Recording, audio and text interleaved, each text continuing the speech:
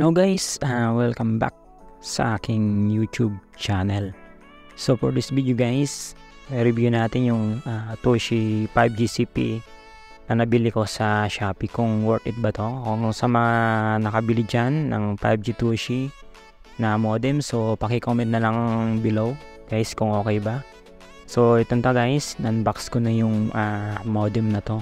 Subukan natin kung okay ba siya for streaming, no? Kung budget friendly siguro na to, no? Sold out na siya sa Lazada, Shopee, ganun din. So try natin buksan. Ito pala guys is pwede mo siyang gamitin with battery or naka adapter na 12 volts na 1.5 ampere.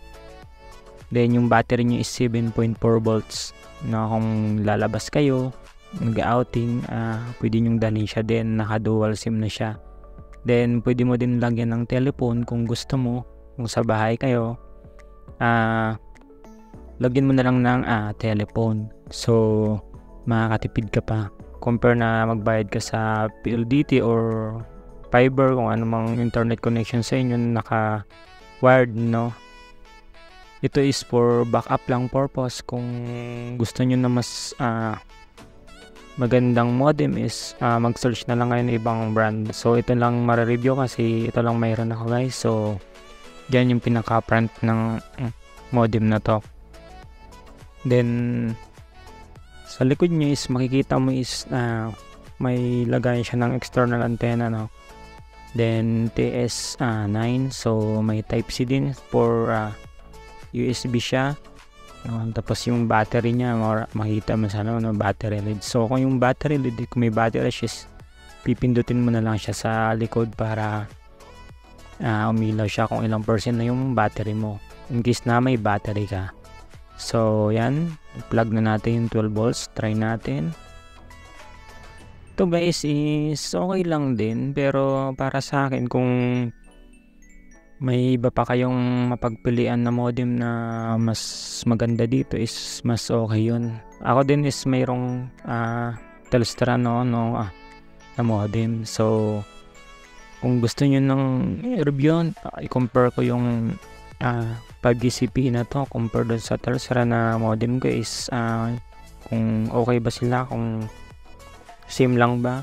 So ang pagkakalam ko is mas okay si Telstra kung gagamit ka na ng 4G LTE kasi yung aggregation niya, no, is maganda. So 4G niya is nasa cat 19. So si 5G CPE na Toshi is around 12 cat 12. So search nyo na lang guys, no, yung specs nyo. Balang gamit nito ng module is QuickTel 500U. So ang mahirap lang dito is yung pag-update ng firmware. So pagkaalam mo guys, hindi mo na ma-update yung firmware, pero sa ibang settings, kung wala man siyang IMEI changer or sa settings na kasama, is pwede mo naman siyang gamitin or sa dashboard. Turo ko sa inyo. So login muna tayo, no? Yan guys, nalagyan ko na siya ng password para tuloy-tuloy na. Then yan guys, makikita nyo yung pinaka BBUI ni 5G CPE. Then makikita mo din gamit kong network is smart. So yung connected device, then pwede ka magpalit ng network lock. So kung smart or globe is 5G NSA is goods na, no? O pwede mo ring manual switch yung IPN. So sa band lock naman is may NR, no, 5G, 4G, band lock mo lang sa Wi-Fi settings, no, pagpalit ng password. Yan lang guys, no, pinaka basic settings ni 5G CPE. So kung naghahanap pa kayo ng advanced settings, no, tuturo ko sa inyo. So meron pa yan guys. Isa-isa lang muna natin kung ano yung pinakalaman itong 5G CPE sa settings niya na makikita nyo para bago kayo bumili is alam nyo na. Yan na guys, isa-isa ko lang. Yung SIM card switch na pwede mong automatic or pwede kang mag-select kung main card or yung sa auxiliary card. So yan na guys.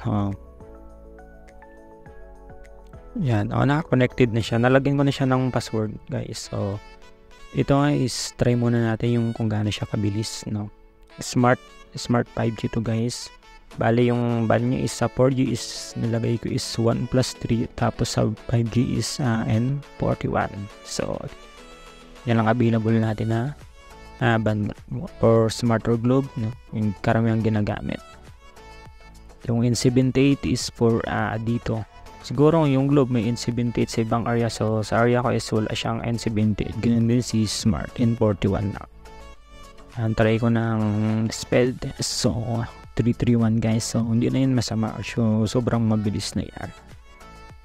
Then siyempre try din natin sa ibang speed test na kanya is fast.com. Yan, hindi lang sa Ookla, no. Try natin kung yung speed nila is hindi nagkakalayo. So ito is honest review lang guys, no, sa mga gustong bumili. Hindi talaga siya kagandahan tulad nung isa kong modem na ginagamit. Parang mga after 2 days di-disconnect siya hindi naman siya as in disconnect na yung sobra, mga minuto lang, or minsan pag hindi mo siya restart mga after 2 days is humihina yung connection, mga ganon. So kailangan mong maglagay din ng sa restart, no. I mean maglagay ka sa settings na mag-restart siya every ganitong oras, ganyan, para ma-refresh lang yung connection every day. So yan guys, wala pang external antena dyan guys, internal lang, hindi ko nalagyan ng external antena. So punta lang tayo na sa viewer niya, edit lang natin yan.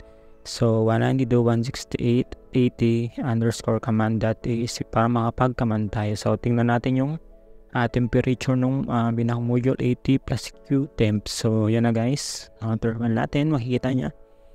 Then kung gusto niyo magpalit ng hindi pala, mag-debug muna tayo kung sa USB, no.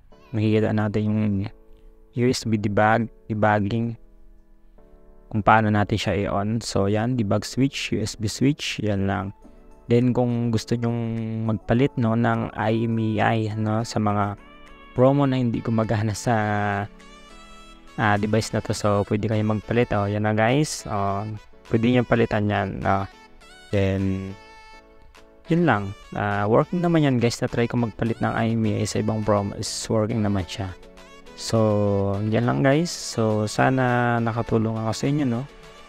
At sana subscribe kayo at hit na rin yung notification bell sa new video natin. So thank you very much.